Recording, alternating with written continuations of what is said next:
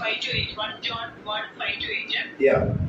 ദൈവം വെളിപ്പെടുത്തുന്നു, അവനിൽ ഇരുട്ടൊട്ടുമില്ല എന്നുള്ളത് ഞങ്ങൾ അവനോട് കേട്ട് നിങ്ങളോട് അറിയിക്കുന്ന ദൂതാകുന്നു.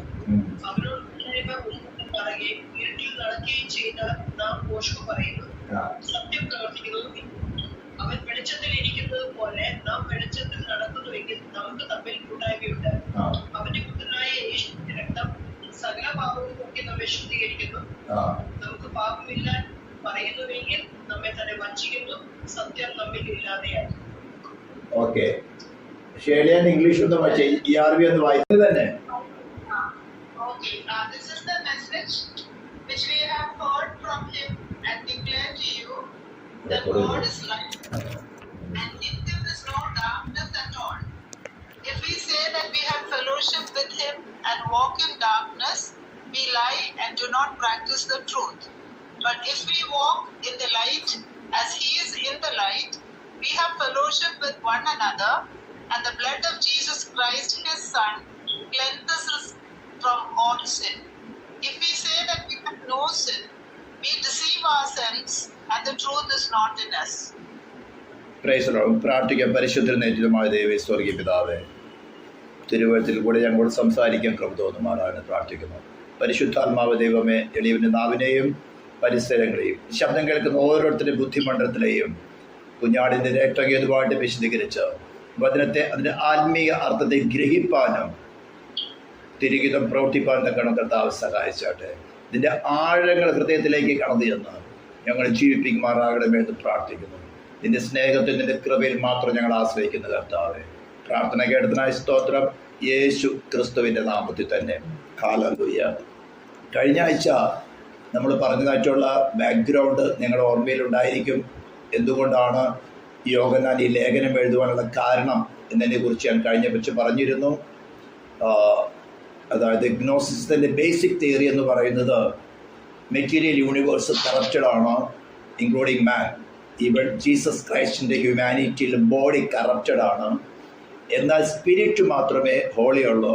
പിന്നെ ഒരു അഡീഷണൽ നോളജ് കിട്ടുന്നവർക്ക്, വളരെ സ്പെസിഫിക് ആയിട്ടുള്ള വളരെ കുറച്ച് പേർക്ക് മാത്രം കിട്ടുന്ന ആ നോളജിൽ കൂടെ തന്നെത്താനെ ശുദ്ധീകരണം പ്രാപിക്കുകയും മറ്റുള്ളവരെ ശുദ്ധീകരണം പ്രാപിപ്പിക്കുകയും ചെയ്യുന്ന ഒരു പ്രവൃത്തിയിൽ കൂടെ അവർ സാൽവേഷൻ അക്കംപ്ലിഷ് ചെയ്യുന്നു എന്നാണ് ബേസിക് ഡോക്ട്രിൻ.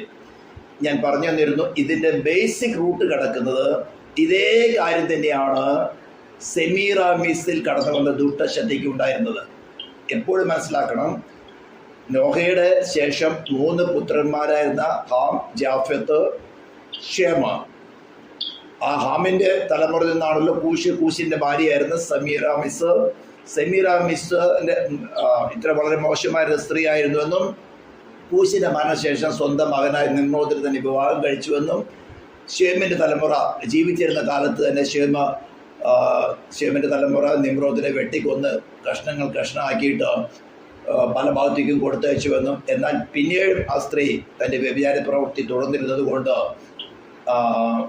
നിമ്രോദ് സൂര്യദേവനായിട്ട് ആരാധിച്ചു വന്നിരുന്നുവെന്നും സൂര്യദേവൻ അവളിൽ വീണ്ടും അവതരിച്ചതാണെന്ന് പറഞ്ഞുകൊണ്ട് ഒരു വ്യാജ ട്രിനിറ്റി, അതിൽ നിന്ന് ഉത്ഭവിച്ച ശിശുവിന് പറയുന്ന പേരാണ് തമോസ്. നമ്മൾ ഇസ്രായേൽ പ്രവചനത്തിൽ വായിക്കുമ്പോൾ കാണുന്നത്. അങ്ങനെ പിതാവായിരിക്കുന്ന നിമ്രോദ്, അമ്മയായിരിക്കുന്ന സെമീറാമിസിൽ, പുത്രനായിരിക്കുന്ന തമോസ് ഗുരുവായെന്ന് പറഞ്ഞുകൊണ്ട് പിതാവ്, അമ്മ, പുത്രൻ, ഇങ്ങനെ ഒരു വ്യാജ ട്രിനിറ്റിയെ കൊണ്ടുവന്നു. ഇതിന് കാരണമായി തീർന്നത് ഈ സ്ത്രീയിൽ ഒരു വ്യാജ സ്പിരിറ്റ് കടന്നു വന്ന് സാധാരണ മനുഷ്യർക്കുണ്ടാകുന്നതിനേക്കാളും അഡീഷണൽ ആയിട്ടൊരു സ്പിരിച്വൽ നോളജ് ഇവൾക്കുണ്ടെന്നും അതിനെ രഹസ്യമായിട്ട് വെച്ചുകൊണ്ടിരുന്ന് പലരോട് പറഞ്ഞ് അവർ ഗ്രൂപ്പ് ഉണ്ടാക്കിയെന്നും അതിനകത്ത് വരുന്നവരെ ആ മതത്തിലേക്ക് ചേർക്കുവാൻ തക്കവണ്ണം അതിന് ചില പുരോഹിതന്മാരെ നിയമിച്ചിരുന്നുവെന്നും ആ മതത്തിൽ ചേരുവാൻ ആഗ്രഹിക്കുന്ന ഒരു പുരോഹിതന്മാരുടെ അടുത്ത് വന്ന് യാതൊരു വിധത്തിലുള്ള ചോദ്യങ്ങൾ ചോദിക്കാതെ തങ്ങളുടെ കുറവുകളെ ഏറ്റു പറഞ്ഞുകൊണ്ട് ആ മതത്തിലേക്ക് ചേരാൻ സംവിധാനമുണ്ടായിരുന്നു. അതിൻ്റെ ലീഡറിനെ പറയുന്ന പേരാണ് പൊന്തീഫ്. അതാണ് പിൽക്കാലത്ത് പോപ്പായി തീർന്നത്. ഞാൻ കാത്തലിസത്തിനോട് എതിർക്കുന്ന കാര്യമല്ല പറയുന്നത്, ഈ വ്യാജ മതങ്ങൾ. കാരണം അന്ന് ഷേമിൻ്റെ തലമുറ നോഹ പഠിപ്പിച്ചതുപോലെ നല്ല രീതിയിൽ ജീവിച്ചു കൊണ്ടിരുന്ന സമയത്ത് ഷേമിൻ്റെ തലമുറ ഇത് അറിയുകയാണെങ്കിൽ ഇവരെ കൊന്നുകൊടുത്ത് അറിഞ്ഞുകൊണ്ട് തന്നെ വ്യാജത്തോടും കളവോടും കൂടെ രഹസ്യമായിട്ട് ഷേമിന്റെ തലമുറയെ കൊന്നൊടുക്കിക്കൊണ്ട് ആ വ്യാജ മതത്തിൽ കൂടെ ലോകത്തെ മുഴുവനും ഭരിക്കണമെന്ന ഒരു തന്ത്രമായിരുന്നു ബേസിക് പ്രിൻസിപ്പിൾ. ഇതിനെയാണ് മിസ്റ്ററി എന്ന് പറയുന്നത്. ഇതേ മിസ്റ്ററി ബാബിലോൺ തന്നെയാണ് നമ്മൾ വെളിപ്പാട് പുസ്തകത്തിൽ കാണുന്നത്. ഇതേ കാര്യം തന്നെയാണ് ഈ ഗ്നോസിസത്തിൽ കടന്നു വന്നത്. ഒരു അഡീഷണൽ നോളേജിൽ കൂടെ അവർക്ക് സ്ലോവില് ആ നോളേജ് പ്രാക്ടീസ് ചെയ്ത് മറ്റുള്ളവരെയും പ്രാക്ടീസ് ചെയ്യിപ്പിച്ചുകൊണ്ട് അവർക്ക് സാൽവേഷൻ അക്കംപ്ലിഷ് ചെയ്യാമെന്നുള്ളത്. ഇങ്ങനെ ഇരിക്കുന്ന സമയത്താണ് ഇത് ജുഡായിസത്തിൽ കൂടെ ചർച്ചിനകത്ത് കടന്നു വരാൻ തുടങ്ങി. അപ്പോഴാണ് ജോണിന്റെ അടുത്ത് വളരെ സമ്മർദ്ദം വന്നുകൊണ്ട് ജോൺ സുവിശേഷം എഴുതുന്നതും അതിനുശേഷം ഈ ലേഖനം എഴുതുന്നതും. സുവിശേഷത്തില് കൂടുതൽ ഫോക്കസ് ചെയ്തിരിക്കുന്നത് യേശു ദൈവപുത്രൻ എന്ന് വിശ്വസിക്കുക എന്നുള്ള ഒരു തീമായിരുന്നു. അത് ജോണിന്റെ ചാപ്റ്റർ 20:30 പറയുന്നതാണ്. വിശ്വസിച്ചിട്ട് യേശു ദൈവപുത്രൻ എന്ന് വിശ്വസിക്കുകയും വിശ്വസിച്ചിട്ട് നിങ്ങൾക്ക് ജീവൻ ഉണ്ടാകേണ്ടതിനും എഴുതിയിരിക്കുന്നു. എന്നാൽ ലേഖനങ്ങളിൽ 3 ലേഖനങ്ങളിലും പറയുന്നത് എക്സ്പീരിയൻസ് ക്രൈസ്റ്റ് എന്നാണ്. ഉയർത്തെഴുന്നേറ്റവനായ കർത്താവ് ഭൗതികമായിട്ട് ഇപ്പോൾ ഭൂമിയിലില്ല, എന്നാൽ അവന്റെ വാഗ്ദത്ത പ്രകാരം ഞാനോ ലോകാവസാനത്തോളം എല്ലാ നാളും നിങ്ങളോട് കൂടിയിരിക്കും എന്ന വാഗ്ദത്ത പ്രകാരം ആരെയെല്ലാം ഡിസൈപ്പിൾസ് ആക്കുന്നു ആ ഡിസൈപ്പിൾസിനൊക്കെ തന്നെ അവന്റെ ഹെവൻലി പ്രസൻസ് തങ്ങളുടെ ആത്മാവിലും ശരീരത്തിലും പ്രാണനിലും രുചിച്ചറിയുന്ന ഒരു എക്സ്പീരിയൻസിലേക്ക് കൊണ്ടുവരുന്നതാണ് ലേഖനം. അപ്പോൾ അറിയുക എന്നുള്ള വാക്കുകളാണ് ലേഖനത്തിൽ കൂടുതലായിട്ട് ഉപയോഗിച്ചിരിക്കുന്നത്. സുവിശേഷത്തിലോ വിശ്വസിക്കുക, യേശു ദൈവപുത്രൻ എന്ന് വിശ്വസിക്കുക, വിശ്വസിച്ചിട്ട് ജീവൻ ഉണ്ടാകുക. ലേഖനത്തിലോ ഉയർത്തെഴുന്നേറ്റവനെ കർത്താവിനെ എക്സ്പീരിയൻസ് ചെയ്യുക. ഇങ്ങനെ ഇരിക്കുന്ന സമയത്താണ് നമ്മൾ ഇന്ന് ചിന്തിക്കാൻ പോകുന്നത്. വേഴ്സ് 5 ഞാൻ മലയാളത്തിൽ വായിക്കുന്നു. ദൈവം വെളിച്ചമാകുന്നു, അവനിൽ ഇരുട്ട് ഒട്ടുമില്ല. അപ്പോൾ ഗ്നോസിസ് കൊണ്ടുവന്ന തീരെന്താണ്? ദൈവത്തിലും ഇരുട്ടുണ്ട്. ഒരു അഡീഷണൽ നോളേജിൽ കൂടെ വളരെ സ്പെസിഫിക് ആയിട്ട് കിട്ടുന്ന ആൾക്കാർക്ക് കിട്ടുന്ന നോളേജിൽ കൂടെ വിശുദ്ധീകരണം പ്രാപിച്ച് അവർക്ക് സാൽവേഷൻ അക്കംപ്ലിഷ് ചെയ്യാം. അതുപോലെ യേശുവിന്റെ ഹ്യൂമാനിറ്റിയും, യേശു അതുപോലെ ഒരു മനുഷ്യനായിരുന്നു. അവൻ അഡീഷണൽ ആയ ഒരു നോളജ് കിട്ടിയിട്ടുണ്ട്. അവൻ നോളജ് പ്രസംഗിക്കുന്നു, പഠിപ്പിക്കുന്നു, മറ്റുള്ളവരെ അങ്ങനെ ആക്കി തീർക്കുന്നു. ഇത് അവതാരങ്ങളുടെ സ്വഭാവമാണ്, ഡിവൈൻ നേച്ചർ അല്ല. അപ്പൊ ജോൺ അവരോട് കൂടിയിരുന്ന ജോൺ പറയാണ്, ദൈവം വെളിച്ചമാകുന്നു, അവനിൽ ഇരുട്ട് ഒട്ടുമില്ല. ഇത് ജോണിന് എങ്ങനെ പറയാൻ സാധിച്ചു? ഇനി ഞാൻ വ്യക്തിപരമായി നമ്മുടെ വിഷയത്തിലേക്ക് കടന്നു പറയുകയാണ്. നിങ്ങൾക്ക് മുറിവ് ഏൽക്കരുത്. മുറിവ് ഏറ്റാൽ തന്നെ അത്ര സ്വഭാവം നിങ്ങളിൽ ഉണ്ടെങ്കിൽ, അത്ര ചിന്താധികൾ നിങ്ങൾ പലപ്പോഴും ഭരിച്ചിട്ടുണ്ടെങ്കിൽ, അത്തരം ഒരു ഡിസിഷനിലേക്ക് നിങ്ങളെ ശത്രു വശീകരിക്കുന്നുണ്ടെങ്കിൽ നൗ റിപ്പന്റ്. ഇത് ശത്രുവിന്റെ വലിയ തന്ത്രമാണ്. ഇതേ കാര്യം തന്നെയാണ് ഗ്നോസിസ് അല്ലെങ്കിൽ മിസ്റ്ററിക് ബാബിലോണിന്റെ ട്രേസസ് കടന്നു വന്ന് ദൈവമക്കളെ കൊന്നൊടുക്കുന്ന സ്വഭാവമാണ്. അപ്പൊ ദൈവം വെളിച്ചമാണ്, അവന് ഇരുട്ട് ഒട്ടുമില്ല എന്ന് എക്സ്പീരിയൻസ് ചെയ്തുകൊണ്ട് ജോൺ പറയുകയാണ്. സ്തോത്രം. എങ്ങനെ ജോണിന് അത് പറയാൻ സാധിക്കും? അപ്പോൾ നമുക്ക് മനസ്സിലാക്കണമെങ്കിൽ ഇരുട്ട് എന്താണെന്ന് നമ്മൾ ആദ്യം മനസ്സിലാക്കിയെടുക്കണം. എന്താണ് ഇരുട്ടിന്റെ സ്വഭാവങ്ങൾ? ഒന്ന്, ബേസിക് സ്വഭാവം എന്ന് പറഞ്ഞത് കള്ളം പറയുക. സാത്താനെ കുറിച്ച് പറഞ്ഞിരിക്കുന്നത് എന്താണ്? അവൻ ബോഷ്ക്ക് പറയുന്നവനും ബോഷ്കിന്റെ പിതാവുമാകുന്നു. അപ്പോൾ ബോഷ്ക്ക് പറഞ്ഞുകൊണ്ട് മനുഷ്യരെ വഞ്ചിക്കുന്ന ഒരു കാര്യമാണ് അതിന്റെ ബേസിക് റൂട്ട് കിടക്കുന്നത്. അപ്പൊ യേശു ക്രിസ്തുവിനെ കുറിച്ച് പറയുമ്പോൾ, അല്ലെങ്കിൽ നാം ഉൽപ്പത്തി തുടങ്ങിയുള്ള ഓരോ തിരുവെഴുത്തുകളും വായിക്കുമ്പോൾ അത് പ്രാക്ടിക്കലായിട്ട് നാം അനുഭവിക്കുമ്പോൾ അപ്പോഴാണ് നമുക്ക് വ്യക്തിപരമായിട്ട് പറയാൻ പറ്റുന്നത്, ദൈവം വെളിച്ചമാകുന്നു, അവനിൽ ഇരുട്ട് ഒട്ടുമില്ല. എല്ലാ പ്രോമിസുകളും ഇപ്പോൾ യേശുവിനെ കുറിച്ച് പറഞ്ഞ ഉൽപ്പത്തി 3:15 തുടങ്ങി പറഞ്ഞിരിക്കുന്ന ഓരോ പ്രോമിസുകളും എടുത്ത് അവന്റെ ക്രൂശീകരണം വരയ്ക്കും, അവൻ ഉയർത്തെഴുന്നേറ്റത് വരയ്ക്കും കണ്ടവനായ യോഹന്നാൻ. കഴിഞ്ഞ ദിവസം ഞാൻ പറഞ്ഞു, തിരുവെഴുത്തുകളിൽ പറഞ്ഞിരിക്കുന്നതായിട്ടുള്ള യോഹന്നാൻ യേശുവിനെ തന്നെ അവരോട് കൂടെ ഉള്ള സമയത്തോ പറഞ്ഞിരിക്കുന്നത്, ഞങ്ങൾ സ്വന്തം കണ്ണുകൊണ്ട് കണ്ടു, ഞങ്ങൾ അവനെ നോക്കി എന്ന് പറഞ്ഞാൽ ഞങ്ങൾ സ്വന്തം കണ്ടുകൊണ്ട് കണ്ടോ. ഈ തിരുവെഴുത്തുകളിൽ പറഞ്ഞിരിക്കുന്ന ക്രിസ്തുവിനെ തന്നെയാണ് ഞങ്ങൾ, ഈ യേശു എന്ന് പറയുന്നത് ഈ തിരുവെഴുത്തിൽ പറഞ്ഞിരിക്കുന്ന ക്രിസ്തു ആണെന്ന് അവന്റെ ഓരോ പ്രവചനങ്ങളിൽ കൂടെ ഞങ്ങൾ മനസ്സിലാക്കി. ബെത്ലഹേമിൽ ജനിക്കുന്നവൻ അവൻ സ്തോത്രം, അവന്റെ ഉത്ഭവം പണ്ടേയുള്ളത് പുരാതന പ്രധാനമായത് തന്നെ. ആമേൻ, സ്തോത്രം. ഹെരോദാവിന്റെ കാലത്ത് മിസ്രൈമിലേക്ക് ഓടിപ്പോക്ക്, രാഗേലിന്റെ കരച്ചില്, മിസ്രൈമിൽ നിന്ന് തിരിച്ചു വരവ്, നസറായൻ എന്ന് വിളിക്കപ്പെടുന്നത്, അങ്ങനെ ഓരോരോ അനുഭവങ്ങൾ നോക്കുമ്പോൾ യെശയ്യാപ്രവചനം 61 പറഞ്ഞിരിക്കുന്നത് ദരിദ്രരോട് സുവിശേഷം അറിയിക്കുന്നത്, യോഹന്നാന്റെ യോഹന്നാൻ മശിഹയുടെ വരവിനെ കുറിച്ച് യെശയ്യാപ്രവചനം 40-ാം അധ്യായത്തിൽ പറഞ്ഞിരിക്കുന്നത്, ഇതെല്ലാം തന്നെ കമ്പയർ ചെയ്തുകൊണ്ട് യോഹന്നാനും മറ്റു ശിഷ്യന്മാരും നോക്കി, യെസ്, ഇവൻ മശിഹ തന്നെയാണ്. ഹല്ലേലൂയ. അവിടെ കൊണ്ട് പൂർണ്ണമായില്ല, അവിടെ കൊണ്ട് സാക്ഷി പറയാൻ പറ്റില്ല. ഇത് നമ്മുടെ വ്യക്തിപരമായ ജീവിതത്തിലേക്ക് ഇംപ്ലിമെന്റ് ചെയ്യാൻ പോവുകയാണ്. നാം തിരുവെഴുത്തുകളിൽ കൂടെ പല നോളജും അക്വയർ ചെയ്തു. ശരിക്കും മനസ്സിലാക്കണം, വളരെ ശ്രദ്ധിച്ച് മനസ്സിലാക്കണം. തിരുവെഴുത്തുകളിൽ കൂടെ യേശുവിനെ കുറിച്ച് നമ്മൾ നല്ല നോളജ് അക്വയർ ചെയ്തു, പ്രവചനങ്ങളെ കുറിച്ച് അക്വയർ ചെയ്തു, അവന്റെ ജനനത്തെ കുറിച്ച് അക്വയർ ചെയ്തു, അവന്റെ പ്രവൃത്തികളെ കുറിച്ച് നമ്മൾ മനസ്സിലാക്കി, അവന്റെ ക്രൂശീകരണത്തെ കുറിച്ച് മനസ്സിലാക്കി, അറ്റോൺമെന്റിനെ കുറിച്ച് മനസ്സിലാക്കി, ഉയർത്തെഴുന്നേൽപ്പിനെ കുറിച്ച് മനസ്സിലാക്കി. But if we don't experience him personally, it is useless. മനസ്സിലാവുന്നുണ്ടോ?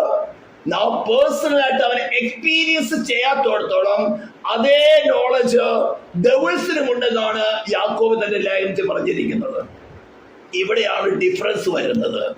യോഹന്നാൻ പറഞ്ഞത് തിരുവെഴുത്തുകളിൽ പറഞ്ഞിരിക്കുന്ന മശിഹായെ ഞങ്ങൾ കണ്ടു, ഞങ്ങളുടെ സ്വന്തം കണ്ണുകൊണ്ട് ഞങ്ങൾ ഉറ്റുനോക്കി, ഞങ്ങൾ അവനെ സസൂക്ഷ്മം പരിശോധിച്ചു നോക്കി, ഇവൻ മശിഹ തന്നെയാണോ, ഇവൻ ജനിച്ചത് ശരിയാണ്. യെശയ്യാപ്രവചനം പറയുന്നത് പോലെ ഇവൻ ദരിദ്രന്മാരുടെ സുവിശേഷം അറിയിക്കുന്നുണ്ട്, കുരുടന്മാർക്ക് കാഴ്ച കൊടുക്കുന്നുണ്ട്, ഗുരുതന്മാരെ എഴുന്നേൽപ്പിക്കുന്നുണ്ട്, ബന്ധനത്തിലായിരിക്കുന്നവർ കാരാഗ്രഹത്തിലായിരിക്കുന്നവർ വിടിവിക്കുന്നുണ്ട്. ശരി തന്നെയാണ്. ഇവർ മിസ്രൈമിലേക്ക് ഓടിപ്പോയി, അവിടെ നിന്ന് തിരിച്ചു വന്നു, ഇവരെ പ്രതി രാഗേല് കരയേണ്ടി വന്നു. അതായത് ഹെരോദാവ് കുഞ്ഞുങ്ങളെല്ലാം കൊന്നു കളഞ്ഞു, രാഗേല് കരയേണ്ടി വന്നു, ആശ്വാസം കണ്ടെത്താൻ പറ്റിയില്ല. ഇതെല്ലാം പറഞ്ഞ് ശരി തന്നെയാണ്. പക്ഷേ ഇവൻ മരിച്ചു, അടക്കം ചെയ്തൊക്കെ ഞങ്ങൾ കണ്ടു. പക്ഷെ ഒരു വാർത്ത ഞങ്ങളുടെ സഹോദരിമാര് വന്ന് പറഞ്ഞു അവനെ ഉയർത്തെഴുന്നേറ്റെന്ന് കണ്ടപ്പോൾ ഞങ്ങൾക്ക് വിശ്വസിക്കാൻ പറ്റും. അപ്പൊ എന്തായി? കളവായി. അത് നമ്മൾ താഴ് പഠിക്കാൻ പോകുന്നത്. യോഹന്നാൻ പറയാണ്, ഇവൻ മഗ്ദലക്കാരി മറിയ വന്ന് പറഞ്ഞു, ഞാൻ ഉയർത്തെഴുന്നേറ്റ യേശുവിനെ കണ്ടു, തൊട്ട് നമസ്കരിച്ചു, നമ്മുടെ മുന്ന് പറഞ്ഞതുപോലെ ഗലീലി കാണും എന്ന് പറഞ്ഞപ്പോഴും അവർക്ക് വിശ്വസിക്കാൻ പറ്റും. യോഹന്നാൻ പത്രോസും കൂടെ ഓടി. യോഹന്നാൻ നേരത്തെ എത്തി, പത്രോസ് കല്ലറയ്ക്ക് ഉള്ളിൽ കടന്നു, ശരീരം അവിടെ ഇല്ലെന്ന് കണ്ടു മാത്രമേ ഉള്ളൂ, പക്ഷെ വിശ്വസിച്ചില്ല. ഹല്ലേലൂയ. അപ്പോഴെന്തായി? അവന് ഇരുട്ടുണ്ടോ എന്നുള്ള ചില സംശയം കടന്നു വന്നു. ഇതേപോലെ ഇനി നാം വ്യക്തിപരമായിട്ട് അതിന് ഇംപ്ലിമെന്റ് ചെയ്യാൻ പോവാണ്. നമ്മൾ പല വിഷയത്തിലും യേശുവിനെ കുറിച്ച് വിശ്വസിച്ചോ, നമ്മുടെ വിശ്വാസം ജെന്യുവൻ ആണോ ഇല്ലയോ എന്ന് നാം തന്നെ പരിശോധിച്ചറിയണം. എങ്ങനെ? തിരുവെഴുത്തുകളിൽ കൂടെ പറഞ്ഞിരിക്കുന്ന യേശു തന്നെയാണോ എന്നിൽ പ്രവർത്തിക്കുന്നത്? ഇതാ യോഹന്നാൻ ലേഖനത്തിൽ പറയുന്നത്. തിരുവെഴുത്തിൽ പറഞ്ഞിരിക്കുന്ന ക്രിസ്തുവിനെ മശിഹ തന്നെയാണ്, നസ്രയനായ യേശു എന്ന് ഞങ്ങൾക്ക് ബോധ്യമായി, ഞങ്ങൾ സ്വന്തം കണ്ടുകൊണ്ട് കണ്ടു. ഈ തിരുവെഴുത്തിൽ അവരെ കുറിച്ച് പറഞ്ഞിരിക്കുന്ന സകല കാര്യങ്ങൾ അവർ നടക്കുന്നത് സസൂക്ഷ്മം മനസ്സിലാക്കി. ഞാൻ പറയാണ്, ദൈവം വെളിച്ചമാകുന്നു, അവന് ഇരുട്ട് ഒട്ടുമില്ല. ഇതേപോലെ തന്നെ നാം ക്രിസ്തുവിനെ തിരുവെഴുത്തിൽ കൂടെ മനസ്സിലാക്കി, അനേക പ്രസംഗങ്ങളിൽ കൂടെ മനസ്സിലാക്കി, ക്ലാസ്സുകളിൽ കൂടെ മനസ്സിലാക്കി. പക്ഷെ നമ്മുടെ ചില വിഷയം കല്ലറയിൽ അടക്കം ചെയ്തു ഇതുവരെ മനസ്സിലായി, പക്ഷെ ഉയർത്തെഴുന്നേറ്റ് പറഞ്ഞ് ഞങ്ങൾക്ക് വിശ്വസിക്കാൻ പറ്റുന്നില്ല. ഇതേപോലെ നമ്മുടെ വ്യക്തിപരമായ ജീവിതത്തിൽ യേശുവിനെ മനസ്സിലാക്കി വിശ്വാസത്തിലേക്ക് കടന്നു വന്ന് സ്നാനമേറ്റു, പരിശുദ്ധാത്മ അഭിഷേകം പ്രാപിച്ചു, ആരാധിച്ചു കൊണ്ടിരിക്കുന്നു, മുന്നോട്ട്. പക്ഷെ ചില വിഷയം വന്നപ്പോൾ ബ്ലോക്ക്, നടക്കുന്നില്ല, വിശ്വസിക്കാൻ പറ്റുന്നില്ല. അപ്പോൾ എന്താ പറയുന്നത്? അവൻ കള്ളനാ. എന്റെ വ്യക്തിപരമായ ജീവിതത്തിൽ ഈ വിഷയം നടക്കാതിരിക്കുന്നത് കൊണ്ട് ഡാർക്ക്നെസ് കടന്നു വരികയാണ്. ഇതാണ് സൈത്താൻ വിശ്വാസികളുടെ ഇടയിൽ ചെയ്യുന്ന വലിയ തന്ത്രം. Can you say God is light? നിന്റെ വ്യക്തിപരമായ ജീവിതത്തിലേക്ക് കമ്പയർ ചെയ്യുമ്പോൾ നിനക്ക് പറയാൻ പറ്റുന്നുണ്ട്, ഗോഡ് ഈസ് ലൈറ്റ്, അവന് ഇരുട്ട് ഒട്ടുമില്ല. എന്റെ വ്യക്തിപരമായ ജീവിതത്തില് സകല കാര്യങ്ങളിൽ അവൻ നടക്കുന്നില്ല എന്നർത്ഥം നീ തീരുമാനിച്ചിരിക്കുന്ന വിഷയം, നീ പിടിച്ച് അവന് കളവെന്ന് പറയുന്ന വിഷയം നിന്റെ സെൽഫ് ഡിസൈർ ആയിരുന്നു, അത് ദൈവത്തിന്റെ ഹിതമല്ലായിരുന്നു. Now you need to repent, not God. മനസ്സിലാവുന്നുണ്ടോ? യോഹന്നാനും പത്രോസും കല്ലറയിൽ ഓടിച്ചെന്നു, ശരീരം അവിടെ കണ്ടില്ല, പൊതിഞ്ഞിരുന്ന് തുണി ചുരുട്ടി മാറ്റി വെച്ചിരിക്കുന്നത് കണ്ടു. അവർ വിശ്വസിച്ചു എന്താ, അവന്റെ ശരീരം അവിടെ ഇല്ലെന്ന് കണ്ടു. പക്ഷെ പുനരുദ്ധാന ശക്തിയോടുകൂടെ ഉയർത്തെഴുന്നേറ്റു എന്ന് അവർക്ക് വിശ്വസിക്കാൻ പറ്റിയില്ല. ഇത് മാർക്കോസിന്റെ സുവിശേഷം ലൂക്കോസിന്റെ സുവിശേഷം ചേർത്ത് വായിക്കുമ്പോൾ അത് മനസ്സിലാകുകയുള്ളൂ. അപ്പോൾ അവിടെ എന്താ, ശത്രു ഒരു ഇരുട്ട് കടക്കുവാൻ തക്കവണ്ണം പ്രേരണ കടന്നു. പക്ഷെ കർത്താവ് വിട്ട് കളഞ്ഞില്ല. എമ്മാവുസിലേക്ക് പോയി സഹോദരന്മാരോട് സംസാരിച്ചു. പത്രോസും യാക്കോബും കൂടിയിരിക്കുന്ന സമയത്ത് അവരുടെ മധ്യത്തെ കടന്നു വന്ന് സംസാരിച്ചു. തോമസ് ഉള്ള സമയത്ത് കടന്നു വന്നു. എമ്മാവുസിലേക്ക് പോയി സഹോദരന്മാർ തിരിച്ചു വന്ന് തങ്ങൾക്കുണ്ടായ അനുഭവം പറഞ്ഞു. അപ്പോൾ അവർക്ക് വിശ്വാസത്തിന് ബലം പ്രാപിക്കാൻ തുടങ്ങി. എന്നിട്ടാണ് യോഹന്നാൻ പറയുന്നത്, യെസ്, ദൈവം വെളിച്ചമാകുന്നു, അവരിൽ ഇരുട്ട് ഒട്ടുമില്ല. അവൻ പറഞ്ഞതുപോലെ തന്നെ ശരി. പക്ഷെ ഇടയ്ക്ക് ഒരു ഡാർക്ക്നെസ് കടന്നു വന്നത് ഞങ്ങളുടെ മിസ്റ്റേക്ക് ആയിരുന്നു. അവൻ പറഞ്ഞ കാര്യത്തിൽ ഞങ്ങൾ വിശ്വസിച്ചില്ല.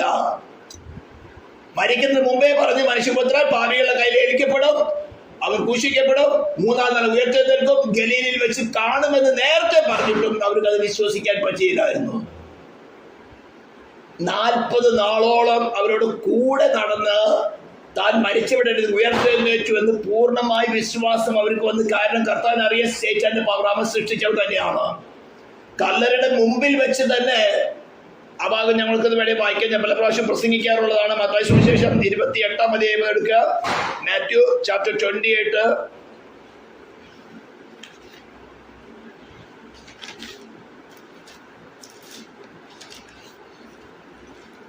വേഴ്സ് 1 തുടങ്ങി ഞാൻ വായിക്കുകയാണ്. ശബത്ത് കഴിഞ്ഞ് ആഴ്ചവട്ടത്തിന്റെ 1-ാം ദിവസം വെളുക്കുമ്പോൾ മഗ്ദലക്കാരി മറിയയും മറ്റേ മറിയയും കല്ലറ കാണാൻ ചെന്നു. പെട്ടെന്ന് വലിയൊരു ഭൂകമ്പം ഉണ്ടായി. കർത്താവിന്റെ ദൂതൻ സ്വർഗത്തിൽ നിന്ന് ഇറങ്ങി വന്ന് കല്ലുരുട്ടി നീക്കി അതിന്മേലിരുന്നു. അവന്റെ രൂപം മിന്നലിൽ ഒത്തതും അവന്റെ ഉടുപ്പ് ഹിമം പോലെ വെളുത്തതുമായിരുന്നു. കാവൽക്കാർ അവനെ കണ്ടു പേടിച്ചു വിറച്ചു. ഈ വാക്യം നോട്ട് ചെയ്യണം. കാവൽക്കാർ അവനെ കണ്ടു പേടിച്ചു വിറച്ചു, മരിച്ചവരെ പോലെയായി. ദൂതൻ സ്ത്രീകളോട്, ഭയപ്പെടേണ്ട, ക്രൂശിക്കപ്പെട്ട യേശുവിനെ നിങ്ങൾ അന്വേഷിക്കുന്നു എന്ന് ഞാൻ അറിയുന്നു. അവൻ ഇവിടെയില്ല, താൻ പറഞ്ഞതുപോലെ ഉയർത്തെഴുന്നേറ്റു. അപ്പോൾ അന്വേഷിക്കുന്നത് ക്രൂശിക്കപ്പെട്ട ക്രിസ്തുവിനെയാണോ? അവർക്കാണ് ഈ വെളിപ്പെടുന്നത്. ഇപ്പോൾ 2 കൂട്ടർ ആൾക്കാരാണ് അവിടെ ഉള്ളത്. കല്ലറയുടെ മുമ്പിൽ 2 കൂട്ടർ ആൾക്കാരാണ്.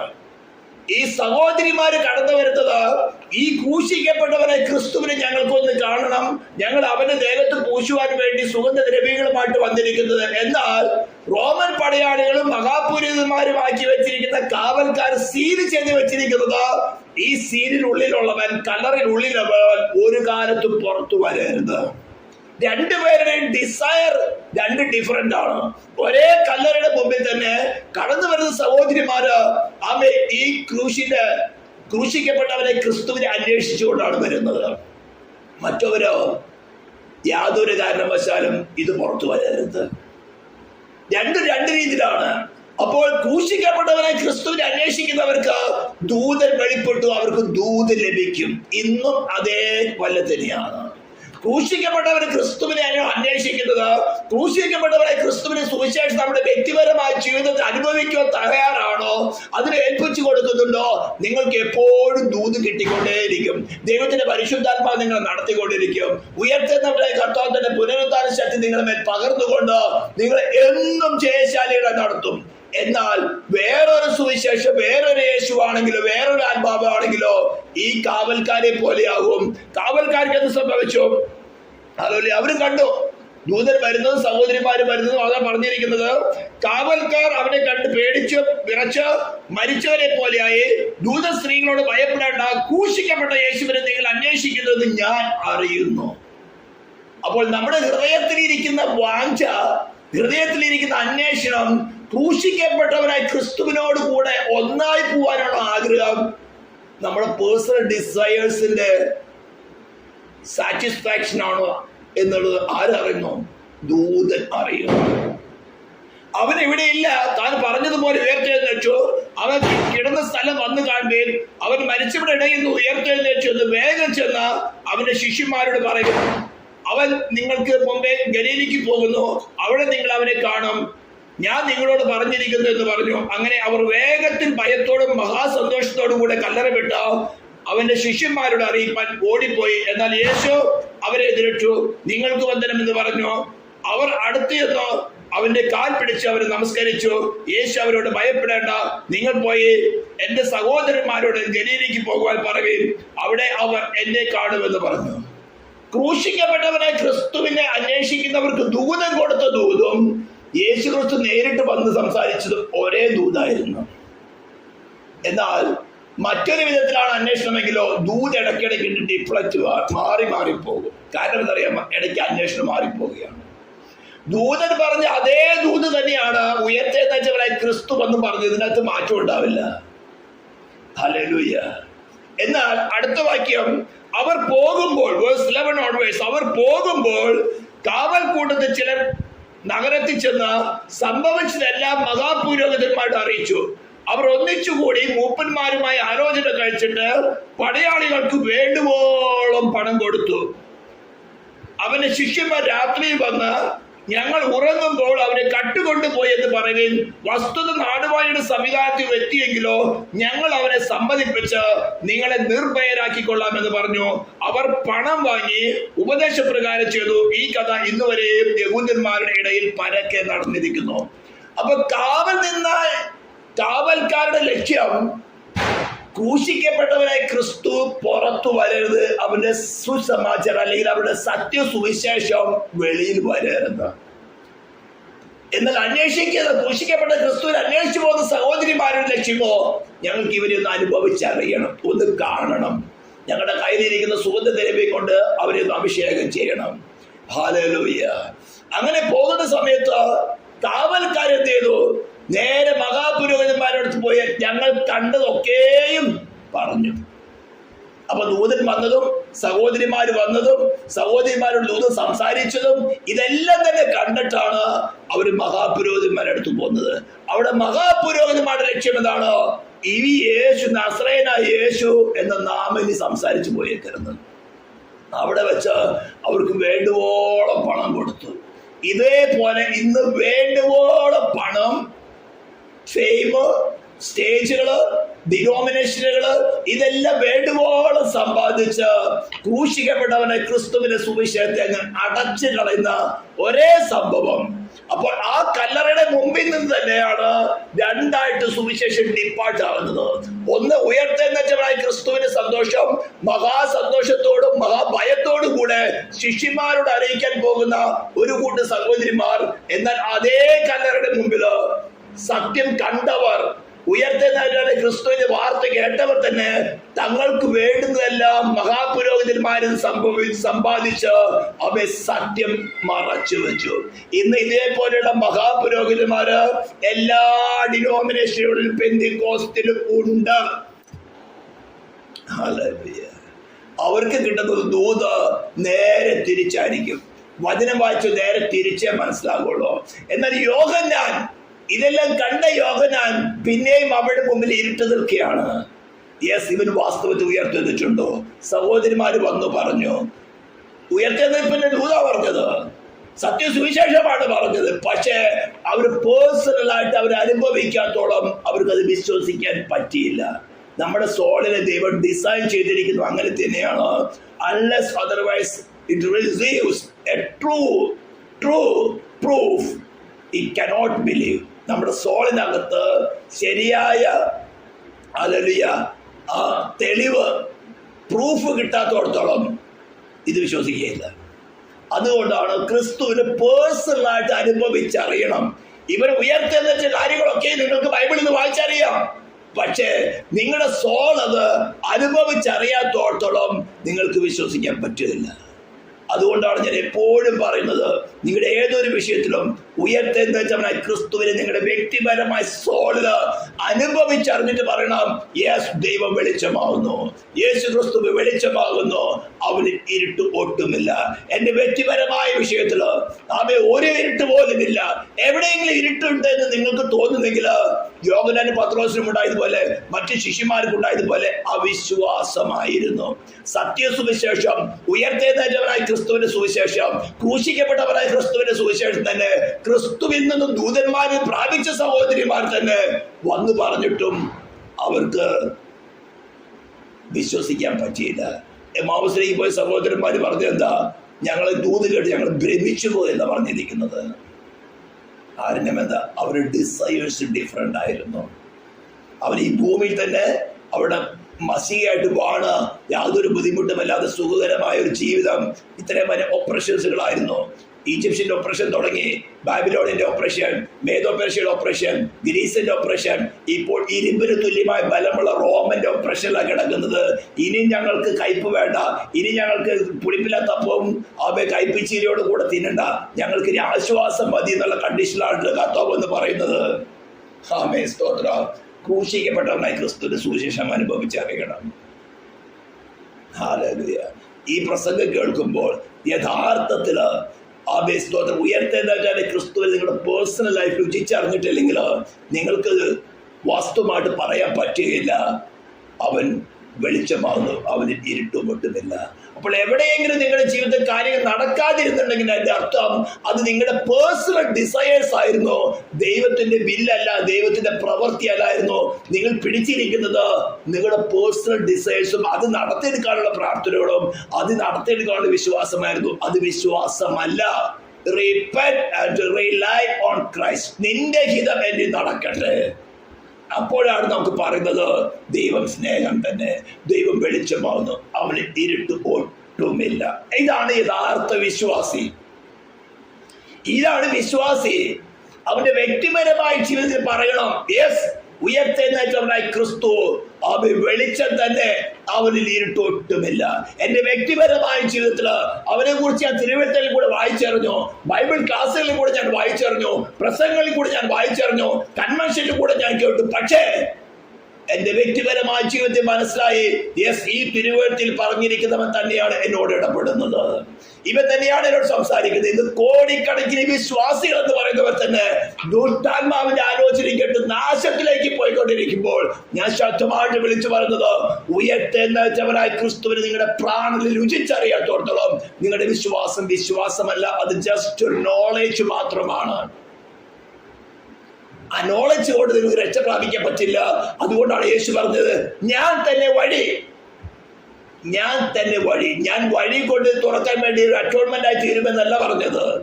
ഞാൻ വഴി നിങ്ങൾ ഉപദേശിക്കുമെന്നല്ല പറഞ്ഞത്.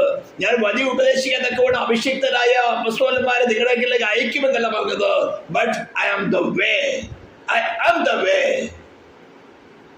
ഇത് നിങ്ങളുടെ ഉള്ളിൽ പ്രവർത്തിക്കാത്തതിന്റെ കാരണം നിങ്ങളുടെ ഡിസയേഴ്സ് ഡിഫറെന്റ് ആവും. ഉയർത്തെഴുന്നേറ്റവനെ ക്രിസ്തുവിനെ ഉള്ളിൽ സ്വീകരിച്ചിട്ടില്ല. അപ്പോൾ നമ്മുടെ ഡിസയേഴ്സ് മാറിയാൽ, യെസ്, ഓഫ് കോഴ്സ് ഇന്ന് പെന്തക്കോസ്ത് കോളത്തിൽ അനേകർക്ക് ചിന്താഗതി ക്രിസ്തുവിലായ പൂർണ്ണ സമാധാനമാണ്, ആശ്വാസമാണ്, സന്തോഷമാണ്. വറവ് ചട്ടിയിൽ നിന്ന് എരിത്തിയിലേക്ക് വീഴുന്ന അനുഭവമാണ് വിശ്വാസ ജീവിതം. നമ്മള് വീടിനെ പ്രാപിക്കുന്നതിന് മുമ്പ് ശൈത്താന്റെ ഡിസപ്ഷനുള്ളിൽ ഒതുങ്ങിക്കിടക്കാനൊന്നും ഒരു പ്രശ്നമില്ല. എന്നാൽ the movement, the born again, ആ മൂവ്മെന്റ് തുടങ്ങി ഈ മൂന്ന് ശത്രുക്കളും നമ്മൾ വീണ്ടും ട്രാപ്പാക്കുള്ള ഘോര യുദ്ധം നമ്മൾ നടത്തിക്കൊണ്ടിരിക്കുകയാണ്. എന്നാൽ നമ്മുടെ ഉള്ളിൽ ജനിച്ചവൻ അവൻ ദൈവാനുരൂപമായി സൃഷ്ടിക്കപ്പെട്ട പുതു മനുഷ്യനാണ്. സർവ്വത്തിന്റെ മീതെ ദൈവമായിരിക്കുന്നവനാണ്, സർവ്വത്തിന് മീതെ തലയായിരിക്കുന്നവനാണ്, സകലത്തിൻ്റെ കാൽക്കീഴാക്കിയിരിക്കുന്നവൻ. ഇത് നമ്മൾ അനുഭവിച്ചറിയാത്തോടത്തോളം നമ്മുടെ ഹൃദയത്തിൽ പലപ്പോഴും ഡാർക്ക്നെസ് വരും. അപ്പൊ നാം സംശയിച്ചു പോകും, ദൈവം പലരുടെ ഹൃദയത്തിലുണ്ടോ? ഇത് റിപ്പന്റ് ചെയ്യുക. ഞാനത് ആരംഭത്തിലേ പറഞ്ഞത്, മുറിവുകൾ ഉണ്ടാകും. മുറിവുകൾ നല്ലതിനാ, റിപ്പന്റൻസിനാണെങ്കിൽ. എന്തെങ്കിലും ഒരു കാര്യം നടന്നില്ല, ഉടനെ ഒരു സംശയം. അത് കുറച്ചുകൂടി അങ്ങ് പോയി കഴിഞ്ഞാൽ എന്താവും? ശത്രു അതിന് കയറി കൈപിടിക്കാൻ തുടങ്ങും. പിന്നെ അവിശ്വാസത്തിന്റെ കാറ്റടിക്കാൻ തുടങ്ങും.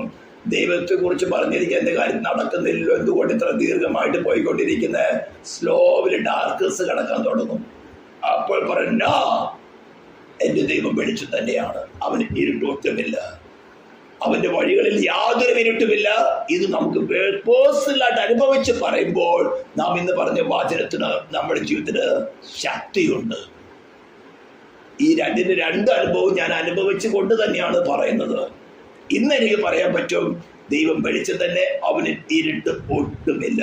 ഏതെങ്കിലും കാര്യം നിങ്ങളുടെ ജീവിതത്തിൽ നടക്കാതിരിക്കുന്നുണ്ടോ? നിങ്ങളുടെ വ്യക്തിപരമായ ജീവിതത്തില്, നിങ്ങളുടെ തലമുറയുടെ വിഷയത്തില്, ദൈവസ്ഥാനത്തിൽ വെച്ചിരിക്കുന്ന കാര്യങ്ങളുടെ വിഷയത്തില് ഒരുപക്ഷെ നിങ്ങൾ അത് ഇപ്പോൾ തന്നെ നടന്നു കിട്ടുള്ള ആഗ്രഹമായിരിക്കും.